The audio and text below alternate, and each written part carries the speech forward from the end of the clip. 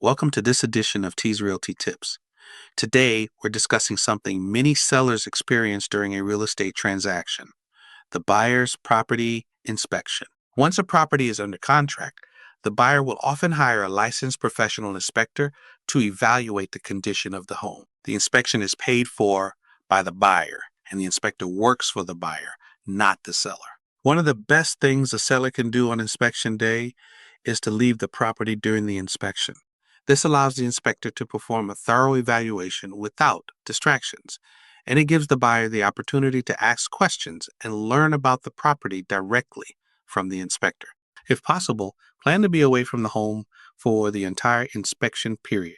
Another important tip is to make sure all areas of the property are accessible. Unlock gates, provide access to garages, attics, electrical panels, water heaters, HVAC systems, and any outbuildings. The easier it is for the inspector to access these areas, the smoother the process will be. Now, let's talk about what sellers should not do during an inspection. Do not follow the inspector from room to room. Do not attempt to explain away defects or concerns.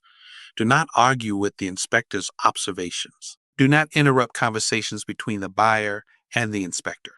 Do not offer repair estimates, construction advice, or opinions about what may or may not need attention.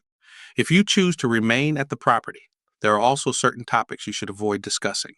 Do not volunteer information about the buyer's offer, negotiations, financing, or contract terms. Do not discuss how much money you need from the sale.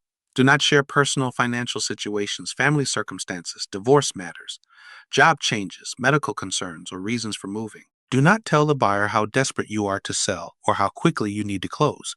Information like this can unintentionally affect future negotiations. You should also avoid making promises regarding repairs, upgrades, credits, or future work. Any discussions regarding repairs should be handled through the buyers and sellers licensed real estate professionals and documented appropriately. Finally, remember that an inspection is a normal part of the home selling process.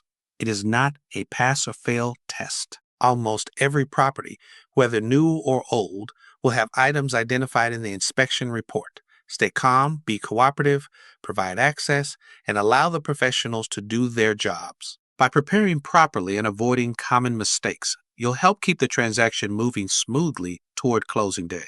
Thank you for watching this edition of T's Realty Tips. And remember, my goal is to be your realtor for life.